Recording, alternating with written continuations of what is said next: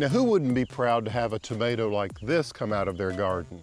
This tomato is called Red Pride. This is definitely a delicious slicing tomato. You see, the large round fruit of Red Pride is ideal for slicing onto sandwiches or fresh eating. These strong and vigorous plants are ideal for small space gardens, raised beds, and even containers. Red Pride is one of those determinate tomatoes, meaning it grows to a determined height. Typically it grows about 2 to 3 feet, but you can see here we've inched up maybe to about 4 feet tall. Just look at this tomato.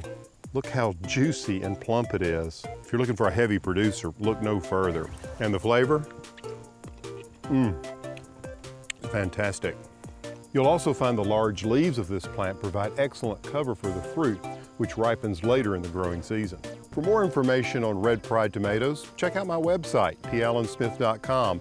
And for other delicious vegetables you can grow in your garden, check out my homegrown collection.